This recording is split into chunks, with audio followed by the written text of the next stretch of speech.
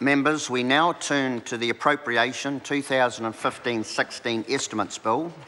Members, when we were last progressing the estimates debate, we were debating the votes in the justice sector. Volume B5, Volume 7, Vote Attorney General, Vote Corrections, Vote Courts, Vote Justice, Vote Parliamentary Council, Vote Police and Vote Serious Fraud. David Clendon had the call and he has 2 minutes and 5 seconds remaining should he wish. Mr Chair. I call David Clendon. Thank you, Mr Chair.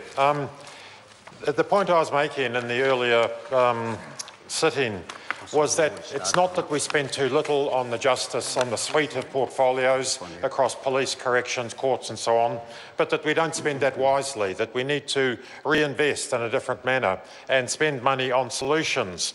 And in that sense, sir, I think the obvious gap in this year's appropriations are about the police, that the police budget has been flat for a number of years. In effect, they've suffered a pay cut, a funding cut over those number of years. They have found efficiencies in operation. They're using technology well and wisely to the extent they can.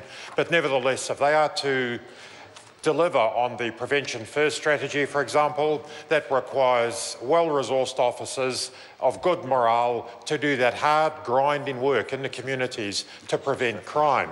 And we will not achieve that if we continue to underfund the police, as undoubtedly we are doing this year in these appropriations.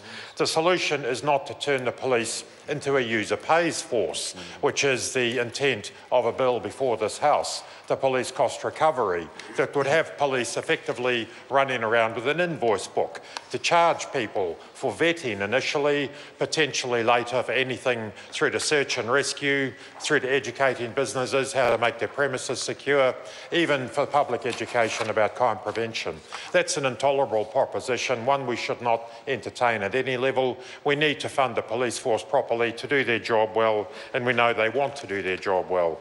We should enable them to do that. In terms of corrections, we know that privatisation is not the answer there, that might appeal initially as being a cost-saving measure, but over time, as we've seen just quite recently, in fact, that is a false economy, that the public sector can provide correction services. There is a moral imperative that only the state should manage incarceration of people. There is also a major economic imperative. Thank you. I call